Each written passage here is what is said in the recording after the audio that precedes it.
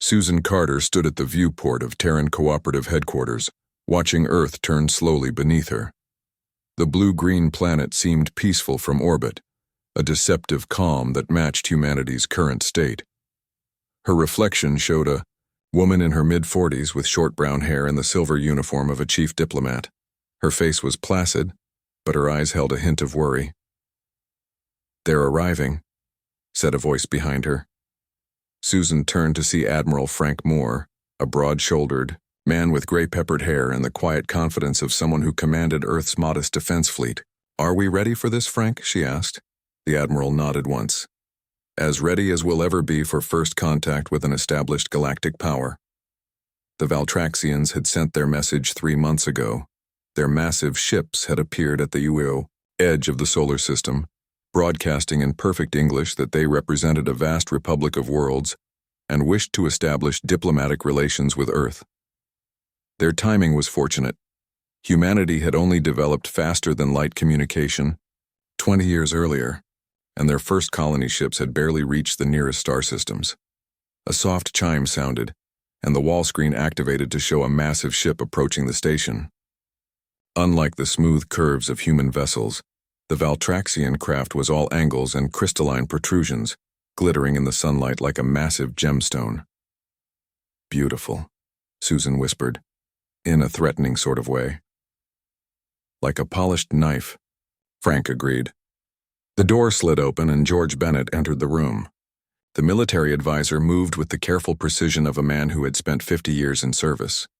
His weathered face remained neutral, but Susan knew him well enough to see the tension in his shoulders. "The council is assembled in the greeting hall," George said, "and I've reviewed all the intelligence we have on these Valtraxians." He paused. "It isn't encouraging." Susan raised an eyebrow. "Explain." 17 systems under their control, all conquered, not allied with. Their diplomatic messages mention peace, but their history shows expansion through dominance. George handed her a tablet. "They respect strength, and they mistake kindness for weakness." Susan skimmed the report as they walked toward the greeting hall. The Valtraxians were a crystalline species, silicon-based rather than carbon. They lived 3 times longer than humans and had been spacefaring for over 1,000 years. Their society was hierarchical, with clear dominance structures. "We still follow the First Contact Directive," Susan said firmly. "Peaceful engagement, cultural exchange, mutual respect." George's mouth tightened. "And if they see that as weakness, then we'll have to show them that peace is a choice, not a necessity," Frank said quietly. The greeting hall was a vast chamber with a transparent ceiling showing the stars above. The 24 members of the Council of Nations sat in a semicircle, facing the docking port where the Valtraxian ship would connect. Susan took her position at the center, flanked by Frank and George. The indicator lights changed from red to green as the airlock engaged. There was a soft hiss of equalizing pressure, and then the doors slid open. The Valtraxians were tall, nearly 7 feet, with bodies that seemed made of living crystal. Light played through their semi-transparent forms, creating rainbow patterns on the floor. Their leader stepped forward, towering over Susan. His crystalline structure was tinted purple, with what appeared to be rank markings etched into his chest. "I am Commander Zakthul of the Valtraxian Republic," he said, his voice a strange harmony of tones. "We greet Earth and its colonies." Susan bowed slightly. "I am Chief Diplomat Susan Carter. On behalf of the Terran Cooperative, we welcome you to Earth." The meeting proceeded with formal introductions and diplomatic pleasantries.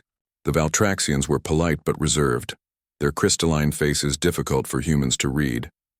They presented gifts, advanced star charts, and a small device that they claimed could predict solar flares.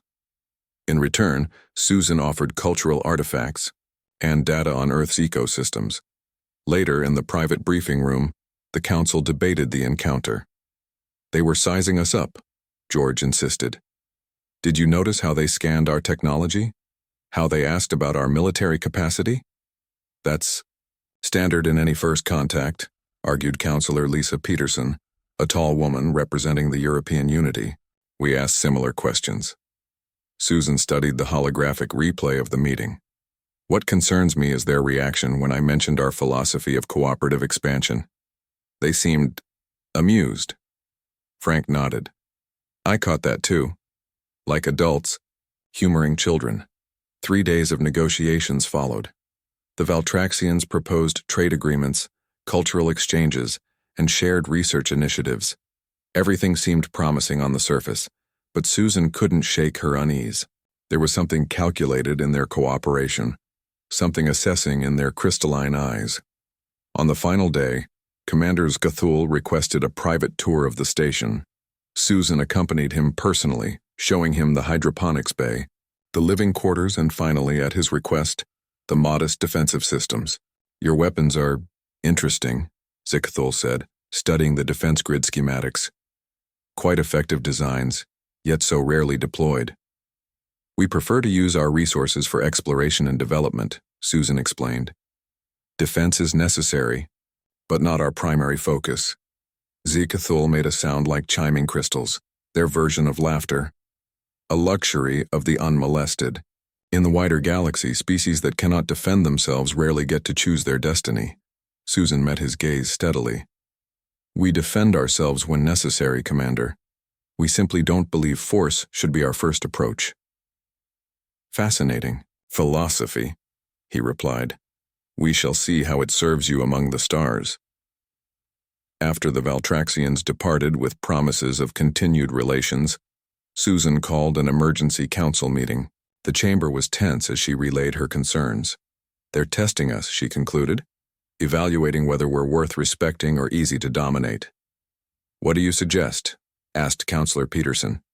That we abandon our principles and start militarizing. Before Susan could answer, her tablet chimed with an incoming message marked urgent. Her face paled as she read it. What is it? Frank asked. A signal from Facility 37, she said quietly. George stiffened. Few people knew about Facility 37, hidden deep in the Appalachian Mountains. Even fewer knew its purpose. What does it say? George asked. Susan looked up, her expression grave. Director Winters reports unusual brain activity patterns across the monitoring network. The suppression field is working normally, but he's detecting what he calls adaptive resistance. Our neurochemistry is responding to the Valtraxian presence. A heavy silence fell over the room. What does that mean in plain language, Counselor Peterson asked. George answered, his voice low.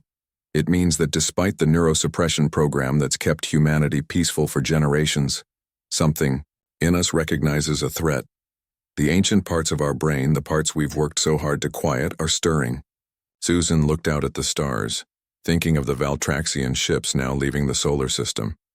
They thought they had encountered a docile species, easy to manipulate or dominate. They had no idea what slept within humanity's collective psyche. We maintain the course, she said finally. Peace, cooperation, diplomacy, but we also prepare, quietly.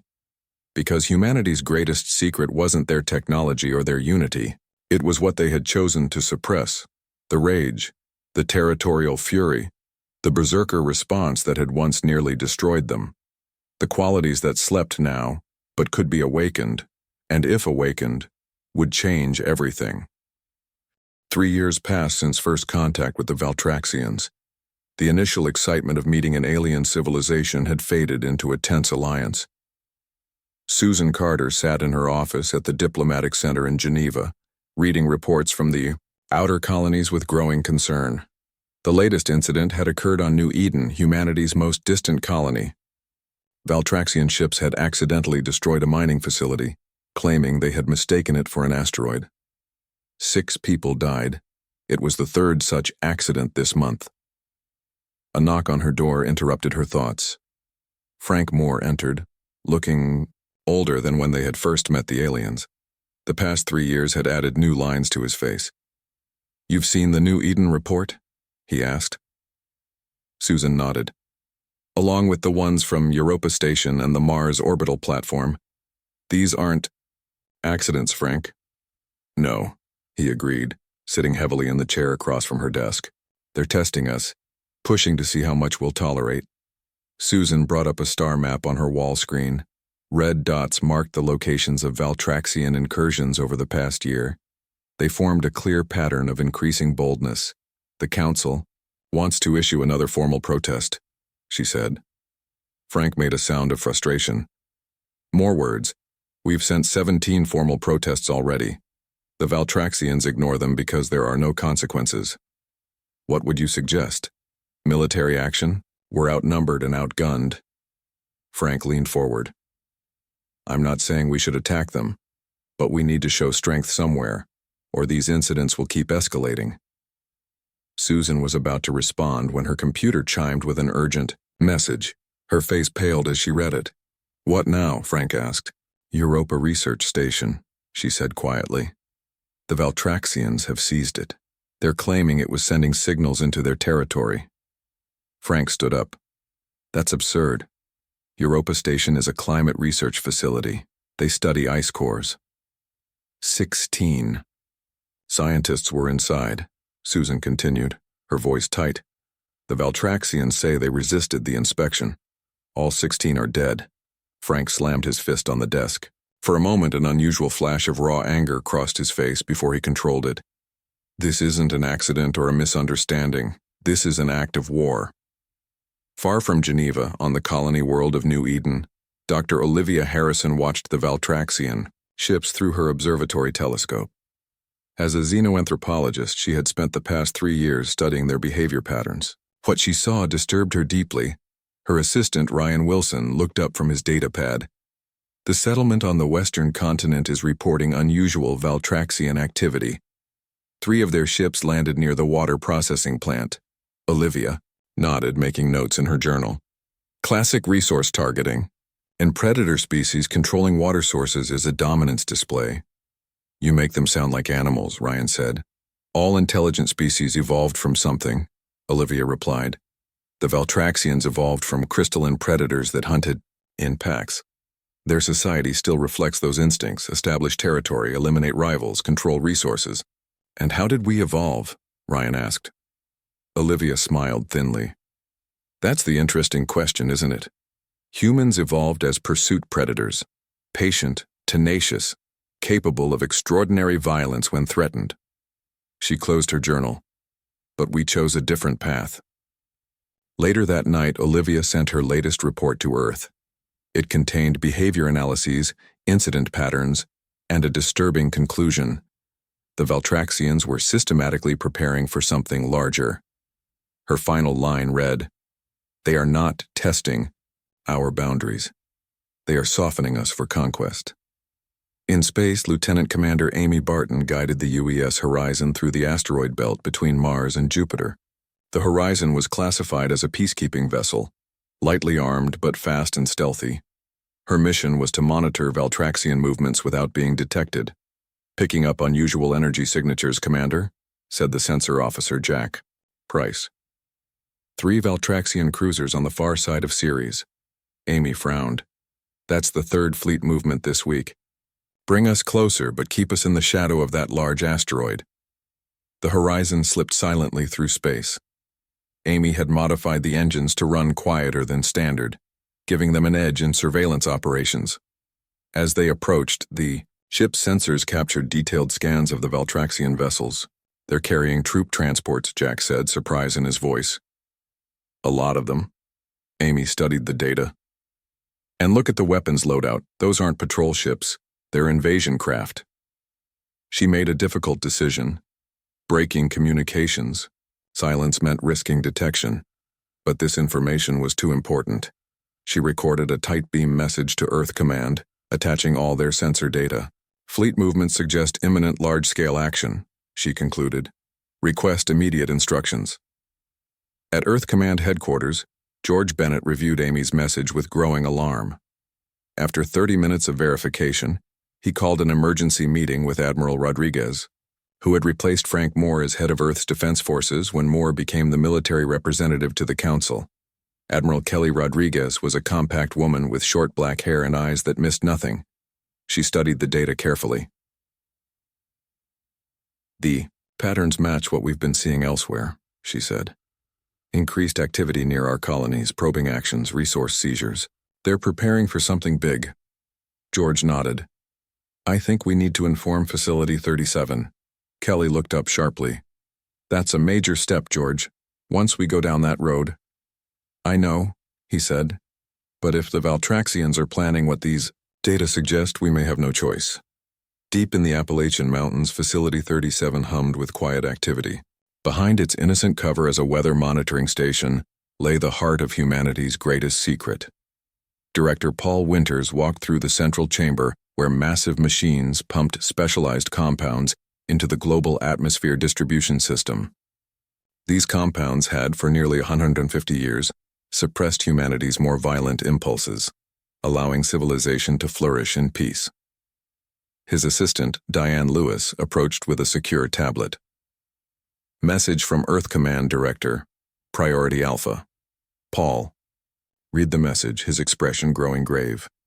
The final line read, Prepare for possible implementation of Protocol Prometheus.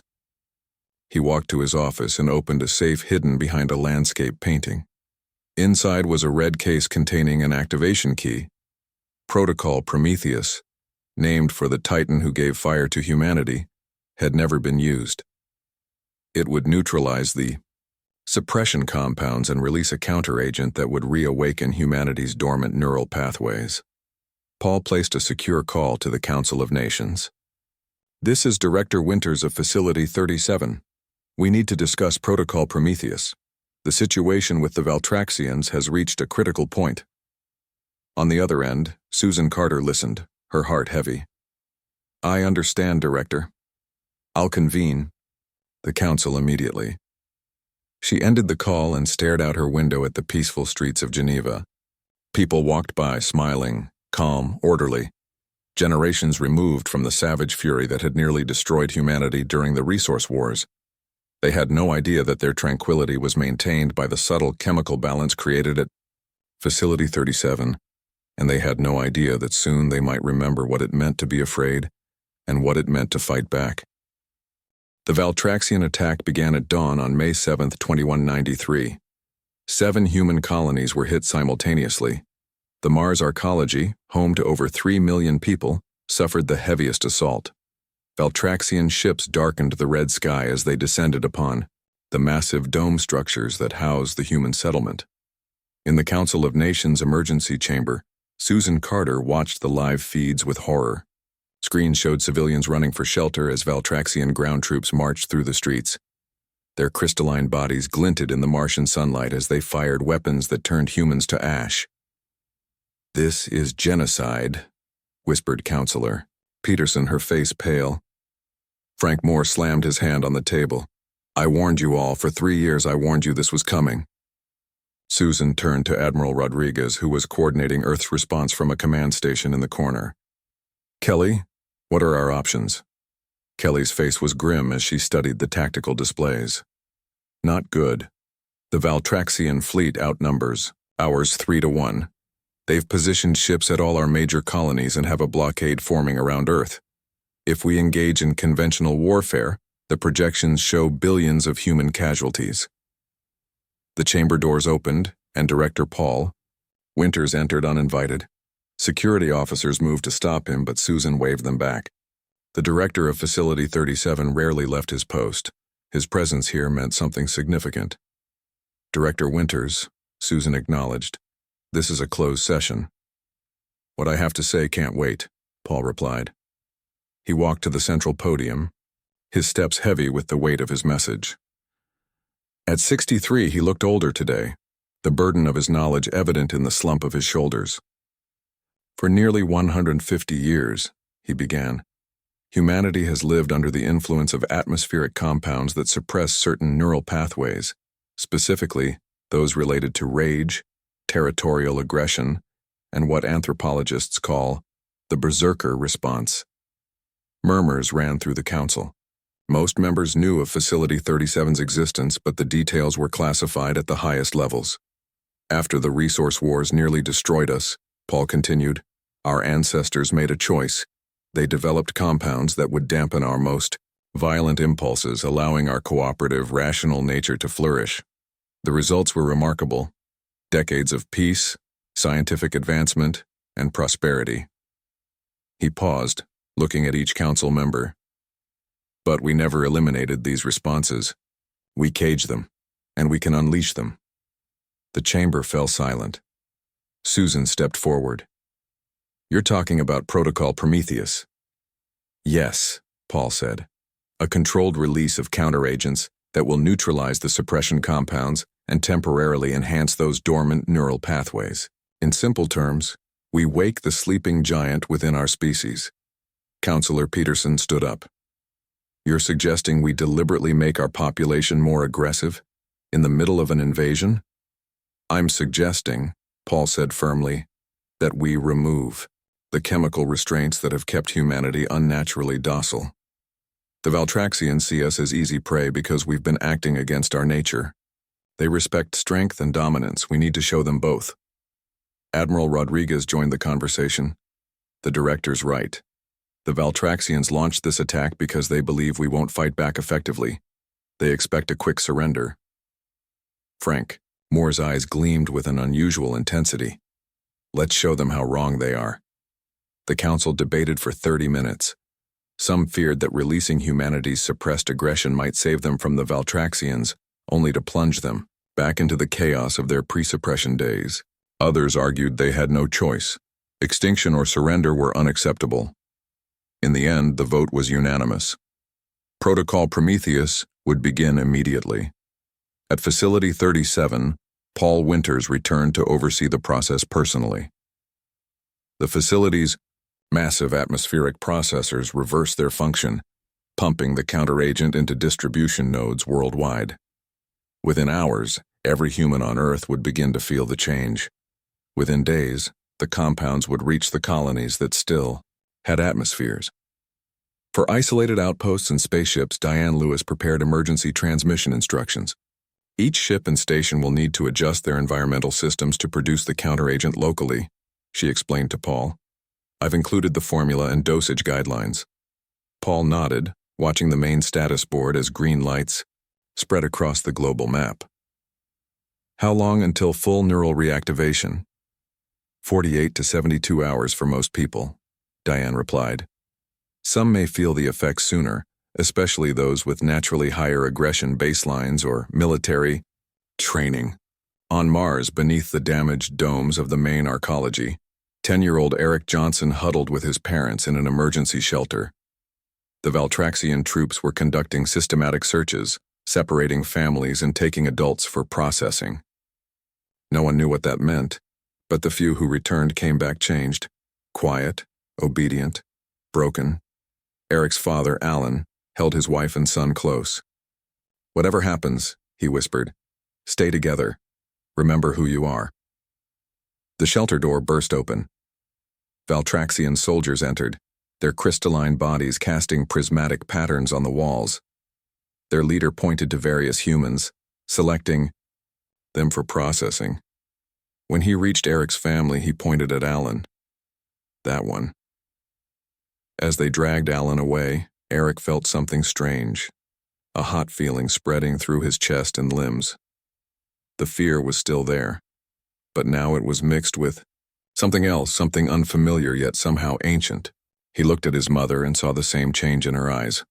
Aboard the UES Horizon, Lieutenant Commander Amy Barton received the emergency transmission from Earth. The message was brief. Implement Protocol Prometheus immediately. Prepare for counteroffensive operations. Amy authorized the ship's environmental engineer to modify the air system as instructed. Within hours, she noticed subtle changes in her crew. Their movements became more decisive. Training exercises that once took hours now took minutes. Decision-making became faster, more intuitive. In her private quarters, Amy wrote in her journal, I feel like I've spent my life swimming underwater and now I can finally breathe. There's a clarity to my thoughts, a directness I've never experienced. Is this how our ancestors felt before the suppression program? Is this our true nature? At Earth Command headquarters, Admiral Rodriguez gathered her officers. Many showed signs of the change, standing straighter, eyes more focused, voices more commanding. The Valtraxians have demanded our unconditional surrender, she told them. They expect us to give up without a real fight. A cold smile spread across her face. I think it's time we disappoint them. She displayed a tactical map showing Valtraxian fleet positions. They've made a critical error. They've dismissed our civilian mining ships near Saturn as non-threats and left their supply lines exposed. We're going to use that mistake. On her command screen, a message appeared from the Valtraxian Supreme Commander. She read it aloud to her officers. Your species lacks the warrior spirit. Surrender now and save needless suffering. Admiral Rodriguez typed a one-word response. No. The counterattack was about to begin. The mining fleet near Saturn received Admiral Rodriguez's message with unexpected enthusiasm. These weren't military vessels, but industrial ships designed to break apart ice moons and extract valuable minerals. Their crews were ordinary men and women who had never seen combat. Yet as Protocol Prometheus took effect, they viewed their massive drilling equipment and ice-cutting lasers with new eyes. Captain Hank Foster of the mining vessel Northern Light gathered his crew in the main cargo bay. 50 miners looked back at him, their expressions changing as the counteragent worked through their systems. The Valtraxians think we're harmless, Hank said, feeling a new confidence in his voice. That's why they left only 2 patrol ships, to watch us. They're focused on Earth and the colonies. He pointed to the industrial equipment around them. We're going to show them their mistake. Inside 12 hours, the mining fleet had transformed. Drilling lasers became weapons. Ice-cutting tools became ship-slicing blades. Cargo haulers became battering rams. When they launched their attack on the Valtraxian patrol ships, the aliens were completely unprepared for the savagery and creativity of the assault. They're coming straight at us, reported the Valtraxian commander to his superiors. These are civilian vessels. They have no weapons. His transmission cut off as the Northern Light rammed his ship at full speed, its reinforced hull designed to withstand ice collisions proving equally effective against Valtraxian armor. The second patrol ship tried to flee, but 3 mining vessels surrounded it. They used their extraction beams, designed to pull mineral deposits from asteroids, to tear the ship apart piece by piece. News of the mining fleet's victory spread through the human resistance. On Mars, it reached the scattered survivors hiding in the ruins of the arcology. Eric Johnson and his mother, Ruth, had escaped from the shelter after the Valtraxians took his father. They joined a growing group of survivors in the maintenance tunnels beneath the city. As Protocol Prometheus took effect, the frightened refugees began to change. They stopped hiding and started planning. The Valtraxians have superior weapons and armor, said Ruth during a strategy meeting. 2 days ago, she had been an accountant. Now she spoke with the authority of a battle commander. But they're methodical and predictable. They patrol the same routes at the same times. We can use that. The first resistance strike captured a Valtraxian weapons cache. The second freed 50 humans from a processing center. By the 3rd day, over 2,000 Martian colonists had organized into fighting units, using the tunnels to move unseen through the city. When they attacked, they struck with a ferocity that shocked the Valtraxian occupation forces. Humans who had been docile during capture now fought with primitive, almost animal intensity. They eschewed clean kills for messy psychological warfare. They left messages written in crystalline shards from fallen Valtraxians. They called out in the aliens' own harmonic language before attacks. A captured Valtraxian officer was bewildered during interrogation. You were weak, he insisted to his human captors. Submissive. What changed? Your eyes are different now. On Earth, Susan Carter watched the reports from the colonies with a mixture of hope and concern. Protocol Prometheus was working, perhaps too well. Humanity was awake, and its ancient fury was proving devastatingly effective.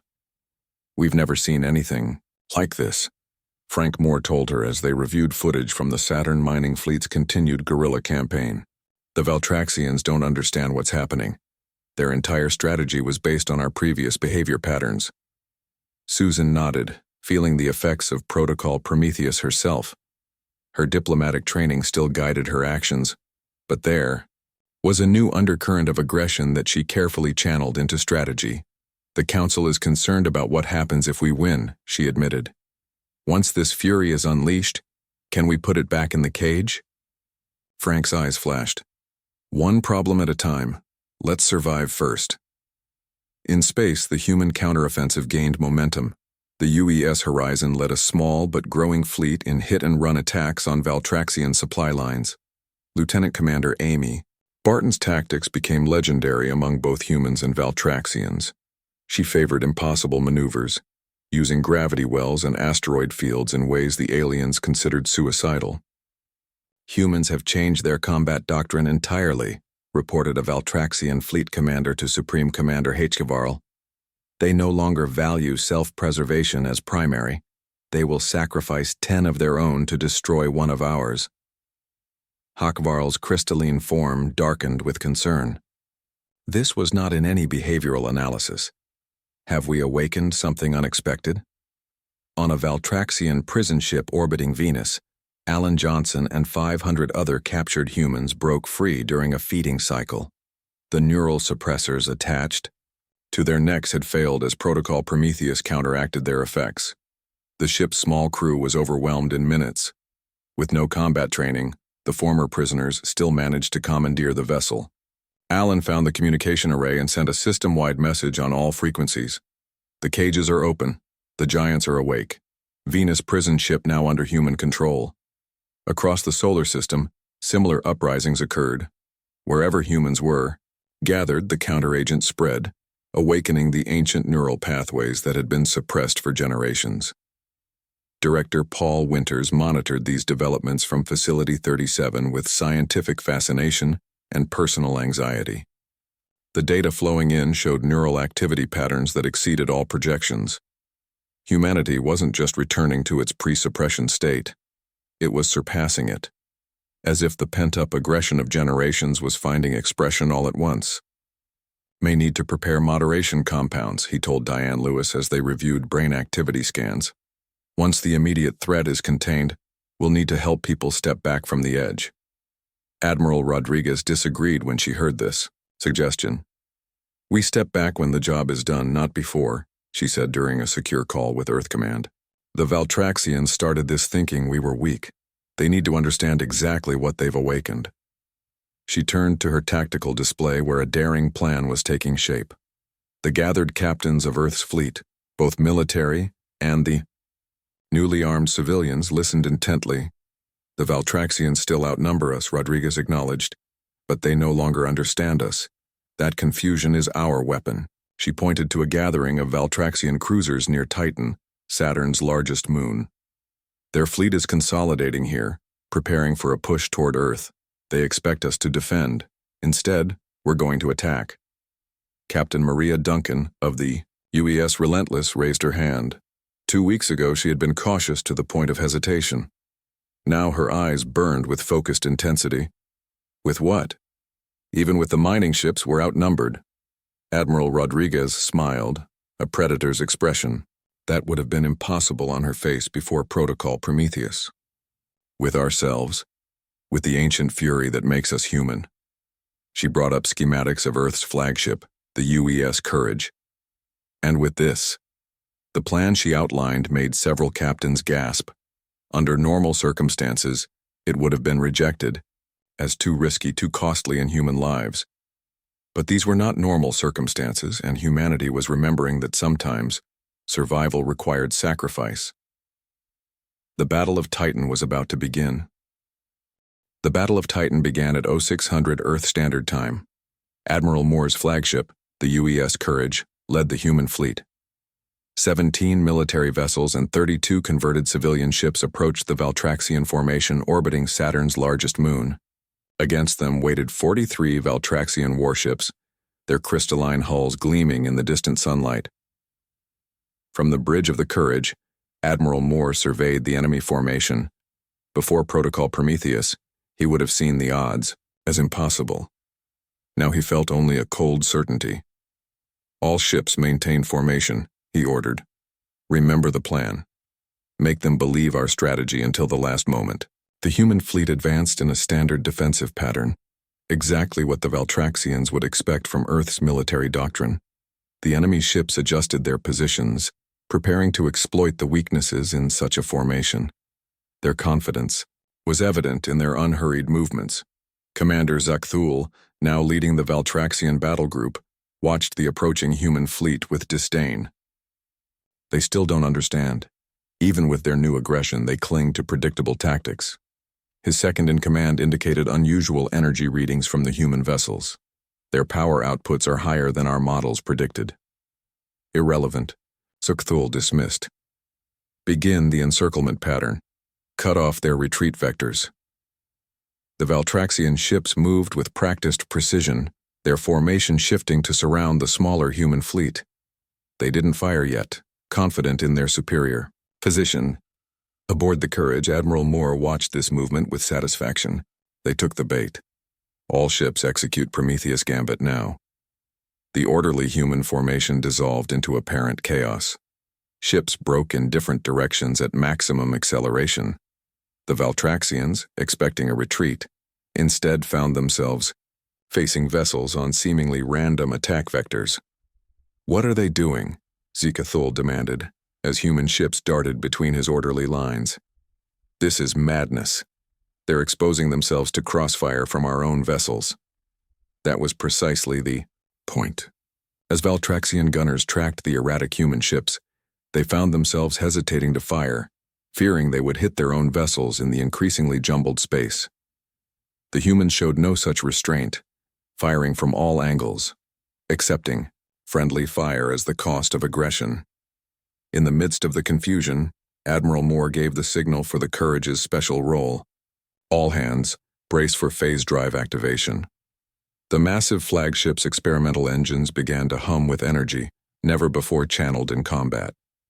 The phase drive was a prototype technology designed to allow brief jumps through space at velocities approaching light speed. It had never been tested in battle conditions. The chief engineer had warned that using it this way had a 70% chance of destroying the ship. Moore didn't hesitate. Target locked on Valtraxian command cluster. Phase drive at full power, execute jump. The UES Courage vanished from its position and reappeared an instant later, having passed directly through the center of the Valtraxian formation. The relativistic effects tore 14 enemy vessels apart, their crystalline structures shattering from forces they were never designed to withstand. The energy discharge created a temporary singularity that swallowed 3 more ships before collapsing. The Courage itself emerged on the far side, its hull breached in multiple sections, systems failing throughout the ship. Moore held on to his command chair as alarms blared around him. Casualty reports coming in, Admiral, his tactical officer reported, blood streaming from a gash on her forehead. We've lost decks 5 through 8. Engine room reports phase drive destroyed. Moore nodded. The cost was high, but the effect was devastating. The Valtraxian formation had been shattered, their command structure thrown into chaos. Send the signal to all ships, he ordered. No mercy. The remaining human vessels pressed their advantage, attacking with a ferocity that left the Valtraxians reeling. Ships deliberately rammed larger enemy vessels. Captains ordered reactor overloads to take out multiple targets, tactics that would have been unthinkable before Protocol Prometheus became standard, as humanity embraced their ancient nature as apex predators. Commander Zakthul watched his proud fleet disintegrate under the human assault. For the first time in his long military career, he felt fear. Send the signal to Supreme Commander HFY, he ordered. Request immediate ceasefire negotiations. 3 days later, Susan Carter sat across from Supreme Commander HFY in the neutral location of Ceres Station.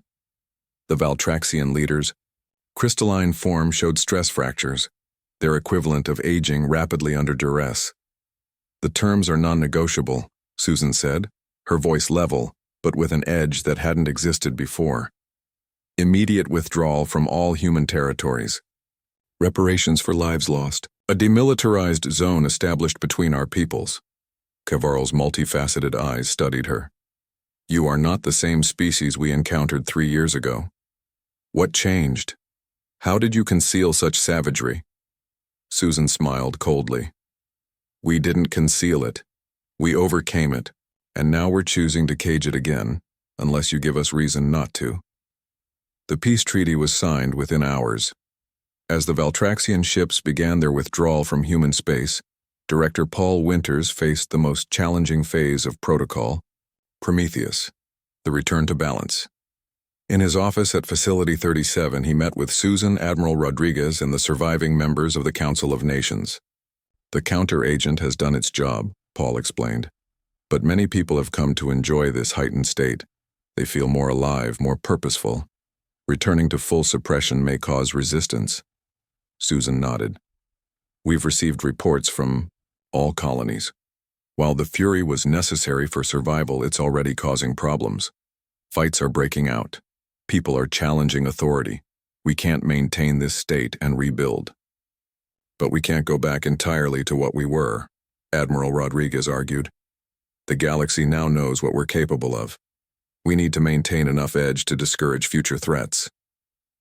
In the end, a compromise was reached. The suppression program would be reinstated, but at reduced levels. Humanity would remember its capacity for both creation and destruction. They would choose peace, not from biological limitation, but from wisdom gained at terrible cost. Throughout the colonies, the modified compounds were introduced into environmental systems. On Mars, the Johnson family reunited amidst the rebuilding efforts. Alan, rescued from the prison ship, embraced Eric and Ruth as they stood in the sunlight streaming through the repaired dome. "Do you feel it changing?" Ruth asked her husband. "The fire inside dimming?" Alan nodded. "Not disappearing, just becoming a controlled burn instead of a wildfire." Eric looked up at his parents. "Will we forget what happened? What we did?" "No," Alan said firmly. "That's the point. We remember, so we choose better. But we also remember so others don't mistake kindness for weakness again." In space, the story of humanity's transformation spread quickly among alien civilizations. The peaceful species that had greeted the galaxy with open arms had revealed itself as something far more complex. Predators who had chosen to be more, who had tamed their nature without losing it entirely. Commander Zakthul, demoted for his failures, included a final warning in his report to the Valtraxian Republic. Humans are not the gentle species we assumed. They are predators who chose peace, and when threatened, they can choose otherwise. The quiet ones are often the most dangerous when finally provoked. We would do well to remember this. Humanity was quiet once more, but it was the quiet of a sleeping giant that the galaxy now knew better than to disturb.